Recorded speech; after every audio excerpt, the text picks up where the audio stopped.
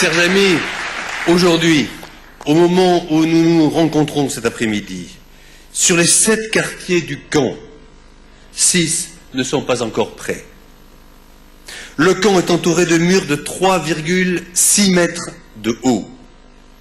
Et le plus grave, c'est que dans cette zone limitée de 0,5 km², on veut installer 2 postes de police et 150 policiers à l'intérieur du camp. La présence de cette police ou d'une milice dans le camp sera source de harcèlement, sera source de tension, sera une atteinte permanente à la vie privée. Cela pourrait facilement tourner en confrontation et donner prétexte à de nouveaux massacres, car en fait c'est ça qui est recherché. C'est pourquoi il est nécessaire que le poste de police s'installe à l'extérieur des clôtures de ce camp entouré de militaires dont les accès sont déjà énormément contrôlés. Ceci est une exigence légitime. Nous ne pouvons faire semblant d'oublier que les forces de police irakiennes ont déjà participé personnellement aux précédentes tueries.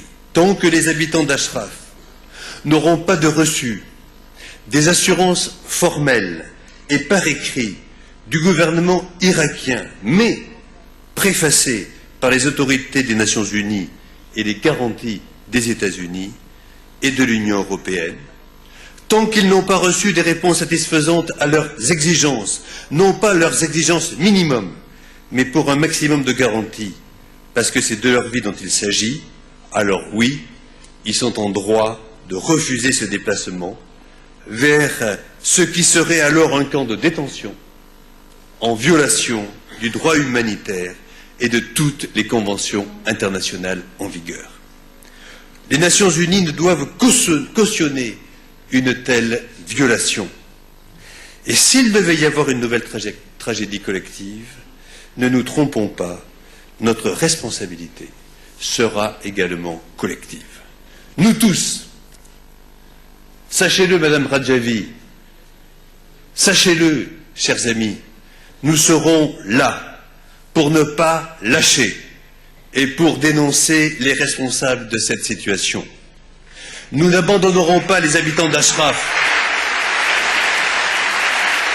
Nous n'abandonnerons pas les habitants d'Ashraf face à une nouvelle et terrible épreuve. Nous ne permettrons pas que cela se reproduise. Parce que la pression n'est pas qu'en Irak.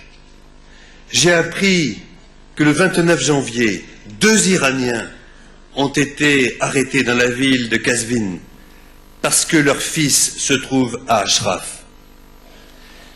J'ai appris que des centaines de membres des familles de ces résistants d'Ashraf se trouvent aujourd'hui en prison pour délit de parenté.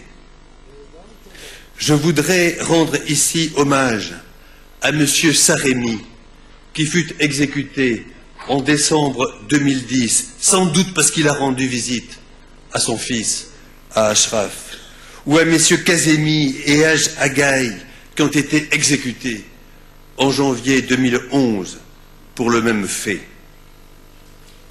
Ayant subi tant de pression, les habitants d'Ashraf ont montré leur bonne volonté. Et Madame Radjabi, vous avez montré votre attachement à une solution pacifique en acceptant le principe de déplacement des Ashrafiens vers le camp Liberty sous certaines conditions.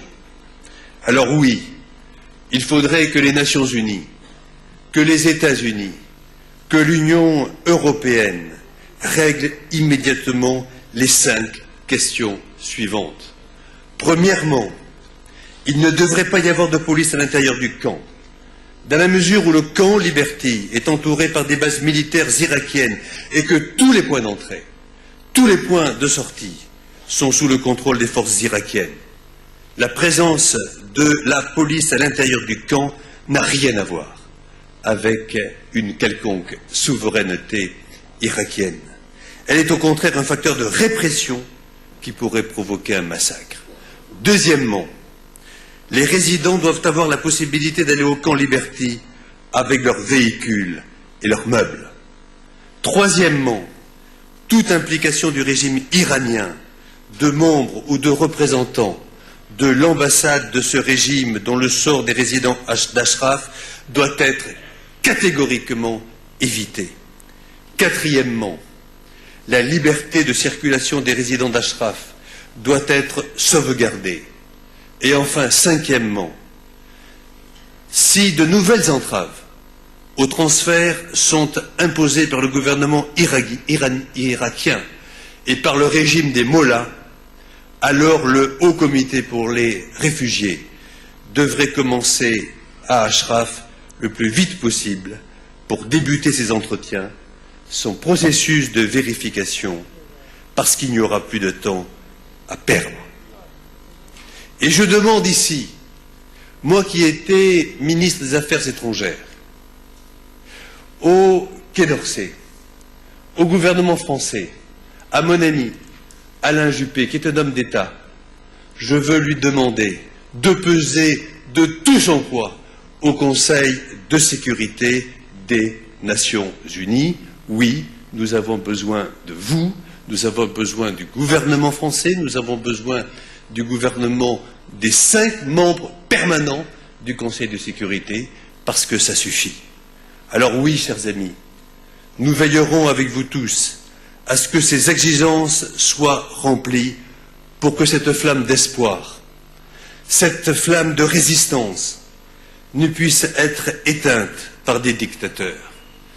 Parce qu'Ashraf pour qu'Ashraf puisse continuer à être ce phare de conscience, ce phare de lumière, ce phare aussi de dignité qui éclairera cette région du monde et montrera aux Iraniens soumis à la dictature le chemin sacré de la liberté. Moi aussi, Madame Radjavi, je veux saluer la résistance en Syrie qui se bat pour la liberté et pour la démocratie. Je veux condamner cette dictature sanglante.